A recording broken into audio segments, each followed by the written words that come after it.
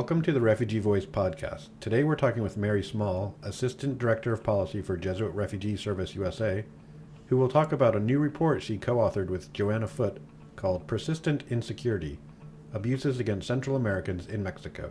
Welcome, Mary. Thanks, Christian. Yeah, Joanna Foote worked with me this summer after she graduated from Georgetown University and before going to Mexico for her Fulbright research scholarship. And I just want to take a second to thank Joanna for her amazing work. This report absolutely would not have been completed without her. So, as Christian said, this report focuses on Central Americans migrating through Mexico, most on their way to the United States, but not all of them. And it really asks three questions. First, what routes and modes of transportation do migrants take through Mexico? What abuses do they suffer and at what levels? And what assistance do they receive along the way? And where did you all get the information that went into this report? So the information really comes from two different sources. The first source is a more quantitative source, and it draws data from a survey called the IMIF-SUR. And this is an official government survey by the Mexican government and a collaboration with a college network.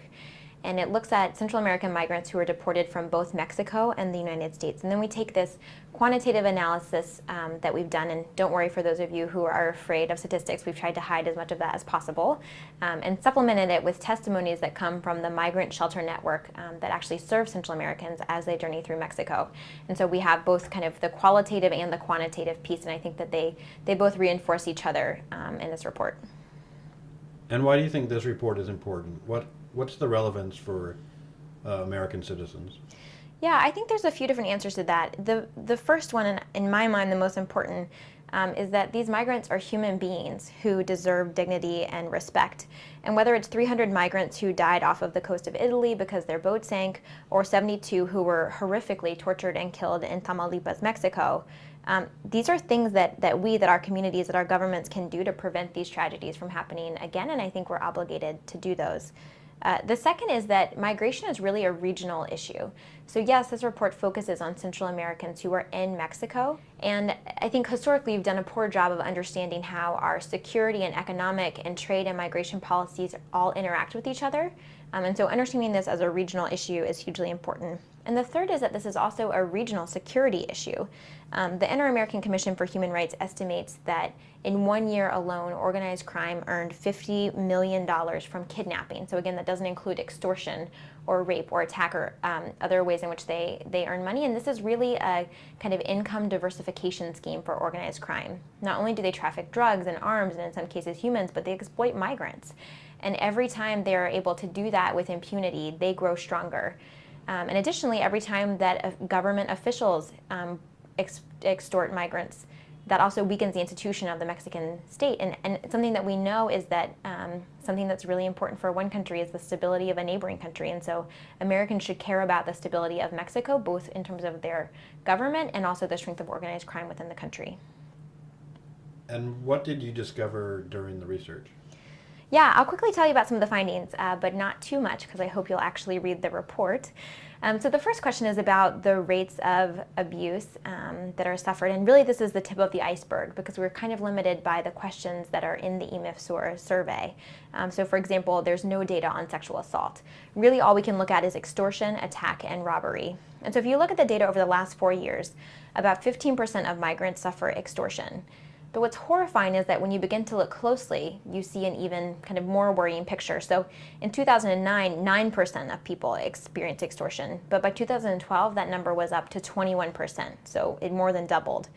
And an additional 12% suffered attack or robbery. But when you actually look at the nationalities, and again, this survey looks at Guatemalans, Salvadorans, and Hondurans. And when you look by nationality, you see a huge disparity. So fewer than 10%, and not that 10% of people should experience abuse, but fewer than 10% of Guatemalans and Salvadorans experience extortion, but 41% of Hondurans do. And 32% of Hondurans experience attack and robbery. And I would really encourage you to go to the report to learn more about why this nationality disparity exists. But I think one of the important takeaways is when we have better information at a very detailed level, we can design better programs and better policies to address the need. So the second question is about the routes that migrants take and the modes of transportation that they use. And again, I would encourage you to look at the report for more details, but there's a couple of high-level takeaways. The first is that this is a very dynamic ecosystem.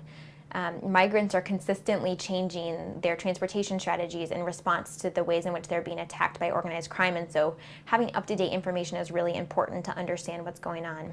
And then the second is that not that there's been nearly enough attention paid to the situation of migrants traveling through Mexico, but what little there has been very focused on train riders, and for good reason. And for audience members who may not be aware, these are not folks who have tickets to actually ride inside of trains. They're riding on the top of trains, and it's really incredibly dangerous. And so a lot of the attention has been focused on, again, these train riders. But what this report finds is that first, all migrants take multiple forms of transportation. And so even train riders are on the bus or walking or on trucks at different points in their journey. And so we have to take kind of a comprehensive view of the different modes of transportation. Abuse is actually slightly more likely to happen on buses. Now, the abuse that happens on buses is less severe than the abuse that happens on trains. So if abuse does happen on a train, it's usually horrific. But it does mean that the bus riders have been kind of not received the attention that they deserve. And so this is one of the things that we want to pull out and highlight from our report. The third question in the report is about assistance. And the highlight here is that the 54 migrant shelters are absolutely crucial safe havens for migrants. They're also under extraordinary pressure, both from organized crime, who's annoyed that they're cutting into their profits, as well as from government officials who in some cases have actually carried out enforcement in the shelters despite an explicit provision within the 2011 migration law that forbids them from doing so. But I think the takeaway here is that shelters have two roles to play. One, they actually protect migrants. But two, shelters for the most part are the ones providing us with up-to-date information about new and emerging trends that allow us to respond to them in a timely way. And so preserving the safety of migrant shelters is hugely important. The report ends with recommendations to the U.S. government, to the Mexican government, to Central American governments, and to the international community around how to reduce impunity, make it easier for migrants to report crimes committed against them, and to better protect shelters and their staff, among many other recommendations. I hope that this quick overview has piqued your interest and that you'll take a look at the report. Okay, thanks, Mary.